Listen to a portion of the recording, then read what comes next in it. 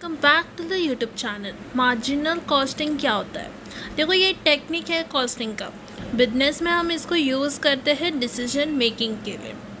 Okay, decisions जैसे कि order को एक्सेप्ट करना है या नहीं, फिर एक्सपोर्ट प्राइस को फिक्स करने के लिए। तो यहाँ पे हम मार्जिनल कॉस्टिंग अप्लाई करते हैं। अभी इस टेक्निक में ना कॉस्ट ऑफ प्रोडक्ट को हम दो प्रकार में क्लासिफाई करते हैं। एक है वेरिएबल कॉस्ट, दूसरा है फिक्स्ड कॉस्ट। वेरिएबल कॉस्ट आपको पता है ना, वेरिएबल का मतलब आपको पता ही होगा, एंड फिक्स कॉस्ट मतलब जो चीज़ फिक्स होती है। नाउ यहाँ पे जब भी बिजनेस स्टार्ट होता है ना, उन्हें फ़िक्स कॉस्ट को फुल पे करना है, फिर वेरिएबल कॉस्ट अपने लिए डिसीजन लेने के लिए इम्पॉर्टेंट होगा। मतलब पहले तो आपको फ़िक्स कॉस्ट पे करना है। अभी आपको समझेगा। पहले एक बात याद रखना, हम बनाते हैं marginal cost statement. Marginal cost statement में फॉर्मेट है सेल्स माइनस वेरिएबल कॉस्ट। जब भी आप सेल्स को माइनस करते हो वेरिएबल कॉस्ट से, आपको मिलता है कंट्रीब्यूशन। उसके बाद फिक्स कॉस्ट से माइनस करोगे तो प्रॉफिट एंड लॉस मिलेगा। अभी हम कुछ इंपॉर्टेंट टर्म्स जानते हैं। कंट्रीब्यूशन, कंट्रीब्यूशन क्या है? देखो, ये सेल्स का ही पार्ट है। हम वेरिएबल कॉस्ट को जब माइनस करते हैं तो हमें मिलता है कंट्रीब्यूशन।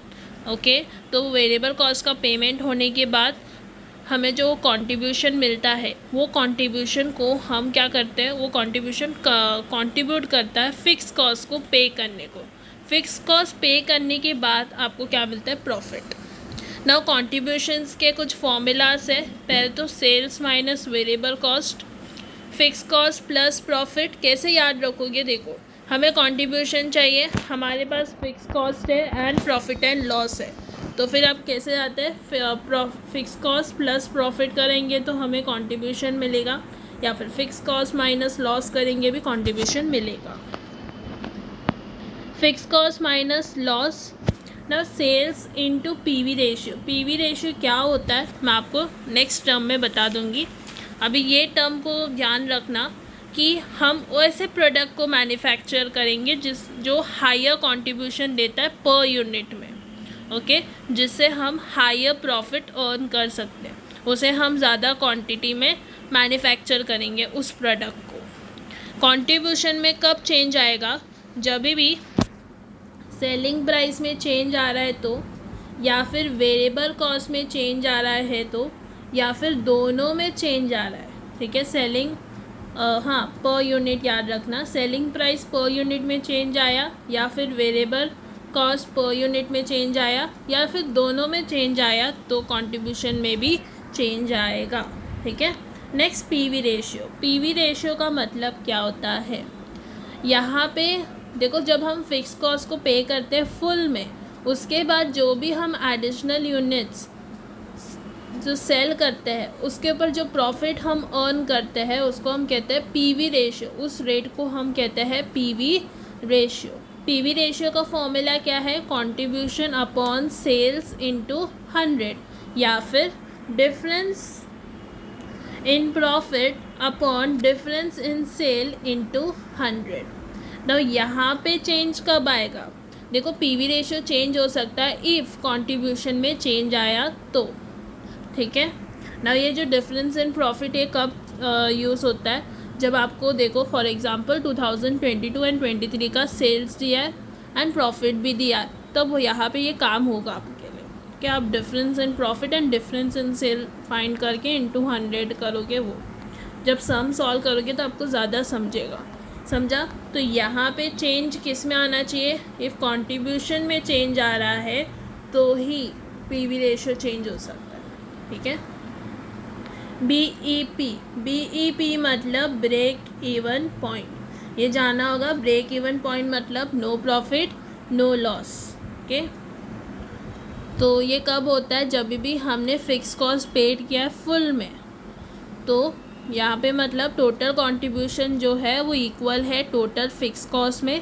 जो total revenue that is sales, वो इक्वल है टोटल कॉस्ट में।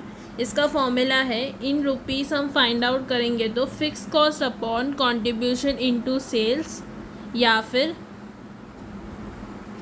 Fix cost upon PV ratio. Quantity में ढूंढना है तो fix cost upon contribution per unit, या फिर break even point sales in rupees upon selling price per unit. ये इसका फॉर्मूला है। यहाँ पे चेंजेस का याद रखना। इफ़ पीवी रेशियो में या फिर फिक्स कॉस्ट में, पीवी रेशियो फिक्स कॉस्ट में या फिर दोनों में चेंज आएगा तो ही ब्रेक इवन पॉइंट में चेंज आएगा। Okay, if PV ratio increase हो रहा है तो ब्रेक इवन पॉइंट जो है अर्लियर जल्दी हम अचीव करेंगे। डिक्रीज हो रहा है तो ब्रेक इवन पॉइंट को अचीव करने में डिले हो सकता है। ठीक है, नेक्स्ट डिज़ायर प्रॉफिट या फिर सेल्स, मतलब ये ऐसा प्रॉफिट है, ऐसा सेल्स है जो बिजनेस को रिक्वायर्ड है। बिजनेस चाहता है कि फ्यूचर में हमें इतना प्रॉफिट मुझे मिले, इतने सेल्स हो। ओके, इसका मतलब यही है।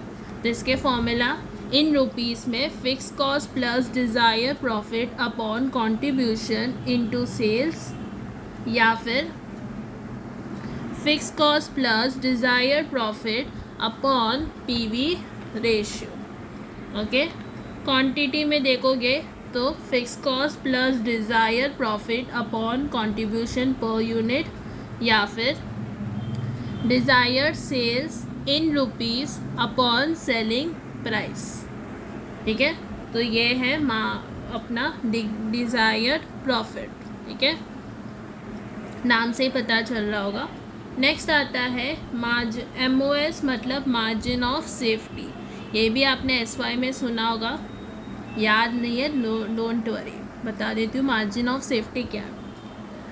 ये एक टोटल सेल्स का पार्ट है जहाँ पे बिजनेस जो है वो क्या करता है, प्रॉफिट अर्न करता है। जिसका फॉर्मूला रुपीज़ में देखोगे तो profit upon contribution into sales, quantity में देखोगे तो profit upon contribution per unit, या फिर MOS in rupees upon selling price.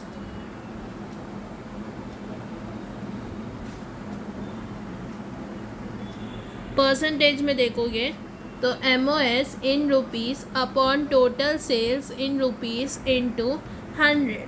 ठीक है, और एक फॉर्मूला है रुपीज़ एंड क्वांटिटी दोनों चाहिए तो टोटल सेल्स लेने का इन रुपीज़ में एंड क्वांटिटी में भी, उसको माइनस करने का BEP सेल्स से, that is break even point sales से। ठीक है, रुपीज़ एंड क्वांटिटी। देखो इसमें फॉर्मूलाज ही है और टर्म्स को याद रखना तो इजी पड़ेगा, और इतना फॉर्मूलाज नहीं है। Okay, I know they are formulas, 5 formulas है, उसमें भी 2 3 4 है, बट हो जाएगा, बार बार इसको रिवाइज करोगे तो। ओके, और इजी है। देखो कंट्रीब्यूशन का फॉर्मूला इजी है। ओके, ये फॉर्मेट जो है मार्जिनल कॉस्ट स्टेटमेंट आपने पहले ही बनाया था, आई थिंक FM में आपने सीखा होगा। ओके, तो वो भी इजी है, उससे आप फॉर्मूला भी बन सकता है। उसके बाद PV रेशियो भी इजी है, कंट्रीब्यूशन अपॉन सेल्स इनटू 100, या फिर difference in profit upon difference इन से। ब्रेक इवन पॉइंट और डिलेड प्रॉफिट, डिज़ायर्ड प्रॉफिट वो थोड़ा, और मार्जिनल ऑफ सेफ्टी, 3 चीज़ आपको अच्छे से याद रखनी पड़ेगी, और सब इजी है फॉर्मूलाज। ओके, इसका PDF मैंने ना ऑलरेडी शेयर किया है टेलीग्राम में, चाहे तो मैं अभी जो लिखी हूँ वो भी शेयर कर दूँगी। Okay, that's for today. तो ये चैप्टर में यही है, फॉर्मूलाज ही आपको अप्लाई करना है और आपको सम सॉल्व करना है। Okay, thank you everyone for watching this video, have a good day. मिलते हैं नेक्स्ट वीडियो में। ओके, तो ये मार्जिनल कॉस्ट स्टेटमेंट आपको कुछ सम्स में, ज़्यादातर सम्स में बनाना ही है।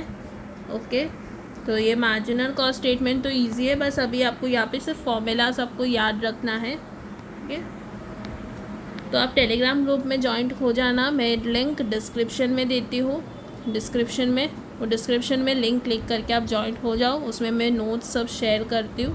Okay, any doubt you can ask me on insta princess naik 8। Have a good day, bye bye.